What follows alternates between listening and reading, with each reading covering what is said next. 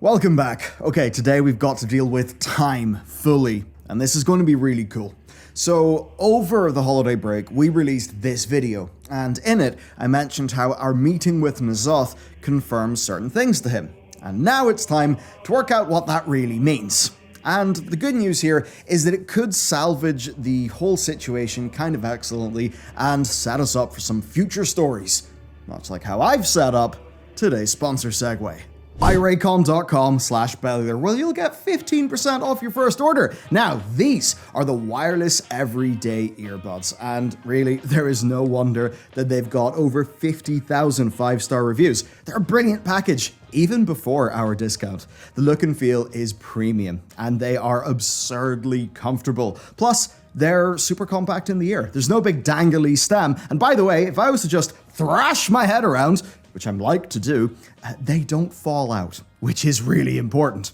Also, being half the price of the usual suspects, that's pretty damn sweet. And being in-ears that come with a few different sizes, you get absolutely fantastic passive isolation, which really is a must for me. What's also awesome is 32-hour battery life and 8 hours of continuous playtime. Now that's killer. I'm used to only having like 4 hours with the past set of buds that I had, so having 8 of continuous playback is just a humongous day-to-day upgrade. And that means that taking a break, touching grass, listening to, say, an audiobook like Endurance, going on a walk is just perfect. Of course, there's more great things too. I really like the premium, soft touch finish that they've got, and the audio controls are really intuitive between the two of them, which is just dead handy. So, if you go to buyraycon.com/Bellular, you'll get 15% off your first order. There's even 5 gorgeous colors to choose from. So, thanks again to Raycon for supporting our channel and sponsoring this video, and let's go. After years of build-up in-game, N'Zoth ended up going down as one of, well, at the time, as WoW's worst villain defeat ever. I mean, certainly the worst cinematic ever. It really did feel like squandered potential at the time. Of course, Zovaal then turned up and showed us that it can kind of get worse. But what if I told you that Blizzard is kind of trying to salvage this? During the Thaldraszus campaign, we head all the way back to the Black Empire, tens of thousands of years ago. And there we hear from a much younger N'Zoth, who says, "I know you, what you were, what you will yet be." So if it's tens of thousands of years ago, how does N'Zoth recognize us? And how does he know what we'll become? I mean, as far as our experience goes, we defeated N'Zoth, and we are who we are. Nothing's changed. And this is why we've got to talk a bit about timelines. So, N'Zoth and Nozdormu are two characters with a relationship with time. N'Zoth's blessing is an ability to really see all potential futures. Now, does he know which one of these will come to pass? No, he can just see what's going to happen in many different timelines. Nozdormu, however, he's a lot more anchored. He can see all the timeways, but the thing that makes him different is all to do with how he was literally reshaped by the Titans into the form that we see today, from Proto-Drake into Dragon Aspect. Now, he was charged with defending the timeline, the one true timeline. Of course, by now, we're almost certain that there is no true timeline, right? It's just stuff can happen. Just anything can happen. We can change the future. We can break fate. Now, it is in this world of unlocked potential that the old gods like N'Zoth operate. They can see all the different timelines. But if you can see all the timelines, but not necessarily know which one's going to come to pass, how can you use that power? Well, what you can do is you can piece clues together. So, a younger N'Zoth, in the days of the old Black Empire, has seen so many timelines. And then he notices a bronze rift opening and us coming out of it. He takes pause, and he realizes that he's seen us before. Even though we've not met him yet, he recognizes us. Blizzard don't just write him saying, "I know you." It's I ... know you. N'Zoth realizes that we are his future killers. because by showing up, we confirm either what timeline or set of timelines will come to pass. N'Zoth sees that the timeline where we save Azeroth from the Legion, which of course he couldn't do, being trapped and everything, and where we defeat Zovaal, who he also couldn't defeat, is what ends up happening. And this is interesting when we go back to Battle for Azeroth, because throughout that expansion, the idea of us being his chosen champion continually appears. There's enough breadcrumbs within that expansion to even suggest that N'Zoth knew he would be defeated.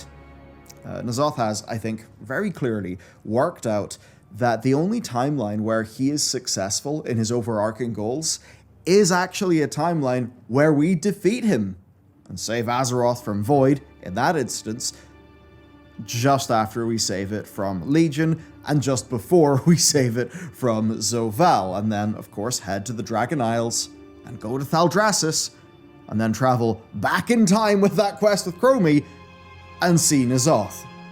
So literally, how does N'Zoth use this? Because to make sense of it, we can just take things from N'Zoth's perspective. So first, his demise, right? The death of N'Zoth in Battle for Azeroth. Let's cover that bit of time. In defeating Unat in the Crucible of Storms, we passed a trial, and this trial let N'Zoth proceed with his plan to get the Blade of the Black Empire into Sylvanas' hands, knowing she would pass it to Nathanos, who would then pass it to Ashara, who then would betray N'Zoth. And this worked. Ashara got the blade, and emboldened by having this very dangerous blade, she proceeded with her plan. Now the thing is that we defeated Unat, and that proved to N'Zoth that we were able to defeat Ashara. Again, remember, he is a full cosmic horror-like being. Think of how he experiences time. So in order to work out what timeline of all the things he can see that we're in, he sets a trial up for us. We defeat Unat, and that kind of, he sort of sees, okay, well, in all the timelines where they defeat Unat, they also defeat Ashara. Therefore, I can proceed with my plan. So, Ashara then, she gets the Blade of the Black Empire, which she's going to use to kill N'Zoth, and because she has this, she is then lured into trying to get rid of him. Of course, we go into the Eternal Palace raid, we defeat Ashara, i.e. we save N'Zoth, and then he's able to escape. The blade eventually then falls to Rathian, who would stab N'Zoth's carapace with it. And that's it. We never see the blade again. There are some theories that maybe N'Zoth was able to put his essence into the blade, right? A sort of escape. Maybe that is the case. Maybe the blade still is in play, but assuming the blade is just gone somehow, and that N'Zoth was indeed destroyed, then was he destroyed? Well, the answer there is actually no, not really. Per Blizzard, in interviews, the essence of the old gods, when one is defeated, will return to where it came from. You know, once their physical manifestation in the sort of, in reality is destroyed. Right? So in the way that you kill a mortal soul, goes to the Shadowlands. You kill an old god, and the old god's essence goes to wherever old gods come from. Maybe it's some crazy dimension outside of space and time, who knows? So in a way then, in killing N'Zoth, we actually free his essence from his prison in Azeroth and pave the way for his return. Because his plan didn't end with his death. His plan is, in fact, still progressing just as he planned, and that is all because tens of thousands of years ago, we appeared through a portal, and he recognized our faces from his visions of the future. And seemingly the only timelines where we visit him in the Black Empire, those are the ones where we do, in BFA, end up defeating him. As for what this means then, okay. Everyone wants Azeroth, right? She's super powerful. And right now in Dragonflight, we're learning how the Titans even infused her with order magic. We know the old gods have long wanted to corrupt her and use her power. Sargeras was motivated to destroy her because of the risk of others getting their hands on her, and it was too great. And then he did kind of go a bit mad. Zovaal, of course, wanted Azeroth. The Titans want Azeroth. The Old Gods do, I'm sure the Light does as well. Right now, of course, the Titans are away somewhere with Illidan. We players defeated Zovaal and Sargeras, meaning that Azeroth is firmly in our hands. And also, N'Zoth is free. Cthulhu is free. Right now, people are even speculating about Yasharj coming back, and we've had hints of an active Yogg-Saron. And this has all happened as we've had Void Ethereals spy on us for years. If you've done the Brawlers Guild or the Trial of Style, you'll have found out about the Void Ethereals who are spying on us. And that's the thing, there is a massive spacefaring component to Void who, outside of the Argus campaign, we have barely dealt with. Now, if all of this seems super crazy to you, I'm going to make it really simple by, just bringing in a Marvel movie. So, N'Zoth is basically like a villainous Doctor Strange, alright? That's the whole reason that Doctor Strange dies in Infinity War. He sees all the timelines and he sees that the only timeline where his side ends up winning overall is the timeline where he dies at the point where he died doing what he died to achieve. That's like the logic of Doctor Strange in, of course, in Infinity War. Right, so that's a little bit of an example of a sort of a spooky character with a weird view of time operating. And N'Zoth is very much a character who works like that as well. And that's why that voice line is so important. The only timeline that N'Zoth wins in is the timeline that we mortals are fighting for. And that means that N'Zoth's grander vision is still in play. Something is coming. It may be a while, but it is coming. I mean, hell, Blizzard even put a goddamn old god eye in the waters around the Dragon Isles. Pretty obvious. Now, sure, we defeated Deathwing, we foiled his plans in the past, but that's just how the old gods work, right? They're these crazy cosmic horror beings with a very different relationship to time. Think about what it would be like to be them. Think of even a movie like Arrival, and it's aliens. Think about time and perceptions. You see, that's basically how they're going to work. They will see what is possible, a range of timelines. They will then make plans. They'll see which plans play out, and then they'll reevaluate, and then they'll make new plans. And they just keep on going. So don't be surprised if one day fresh horrors rain from the sky. But what about this? Because I think we can bring it together. Star Augur Atreus' final phase is called Inevitable Fate, and it is all void. It is a wholly void-infested cosmos, and that does make a lot of sense. Obviously, the Titans, they wanted to stop void, and what basically happened is Sargeras, he went a little bit mad, and knowing that Azeroth was super powerful, he basically was like, well, you know what, if I can't have her, nobody can, and, if some other cosmic force takes over Azeroth, it'll be the end of everything. So he basically decides, life's the problem, they're going to use life to get to her, I'll just wipe the whole cosmos out, screw the whole lot of them, right? So that was like Sargeras' overall vision. Now, Star Augur at the time, of course, is working for the Legion, because at that time, the Nightborn are basically Legion lackeys. So he is like scrying, trying to work out what's going on, and he sees this massive, inevitable void-dominated fate. Now, obviously, because we do defeat his boss, Sargeras, who would have stopped that void fate by destroying Azeroth, thus denying her power, obviously, that void fate can still happen because Sargeras was defeated. Now, this is what he says. He says, "Avatars of non-existence, knowing nothing but hunger. These are the beings who will devour the future you so futilely fight to protect." He's just spelled it out for us, right? I mean, thinking, those words are pretty badass, right?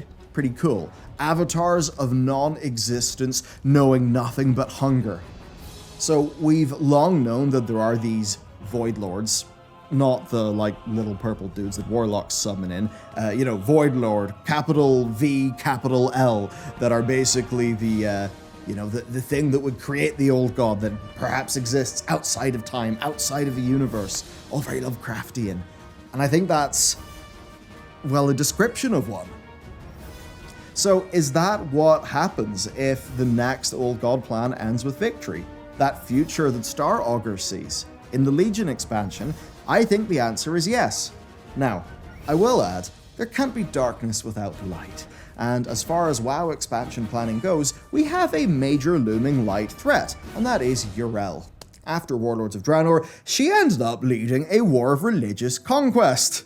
Orcs had a choice: become lightbound or die. Funny enough, there's an AU, like an alternate universe, Garrosh, who is lightbound. So in a way, we're probably going to get Garrosh back at a point in time, which would be kind of weird. Anyway, the Naru, though, played a massive role along with Yrel, and it's commonly believed that Zira's equivalent is involved.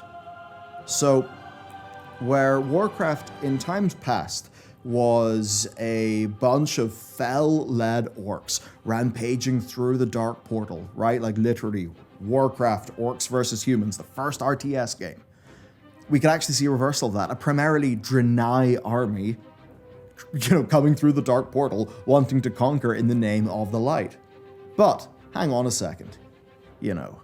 Light, void, they're kind of like sides of the same coin, right? What if Blizzard decided to do this as one expansion? So that WoW isn't just, we're attacked by the color, we're attacked by bright yellow, then we're attacked by purple. What if they did both at once? That wouldn't be insane. Even look at characters like Turalyon and Illyria. Light and void kind of do exist together. When a Naru gets defeated, it can turn into its void version. So imagine old gods rain from the skies. N'Zoth's plan to bring about the future that Star Augur sees is fully in motion. A desperate alliance, led by Turalyon, reaches out through, all the intel he receives to Yrel, an old ally of their people, and Yrel gladly steps up to defend us from this void. But in the process, the alliance welcoming in Yrel and co. angers the Horde and their new Mag'har orcs, who of course remember the big war of conquest and forced subjugation that Yrel led back in their homeworld. That would actually be pretty damn good. I mean, come on, you've got Lovecraftian shit raining from the sky. You've got a big, really cool fantasy army coming out of the Dark Portal. You've got the Horde and Alliance dealing with all this shit, personified in groups like the Mag'har orcs and relationships like Illyria and Turalyon. Of course, in Anduin as well, whose struggle between light and actually using bits of void has been specifically highlighted in books very recently. You can see it all come together, right? So, we went places today, but the bit to definitely take away is that in us going back in time, we confirm a whole bunch of timelines to N'Zoth, and because he's a pretty clever dude, yeah, he's going to use all that to his advantage. So we'll see what happens. It's been quite fun. Since we did that initial, video, a lot of buzz has happened around this topic on the internet. His name escapes me, but there was someone on Reddit who did a post that went viral. Wowhead have talked about it. So if this has been bouncing around your head, I'd love it if you left some of your theories down below. What do you think this is going to lead to? What do you think N'Zoth's plan is? So let me know. Have an awesome day. Thank you for watching, and I'll see you next time.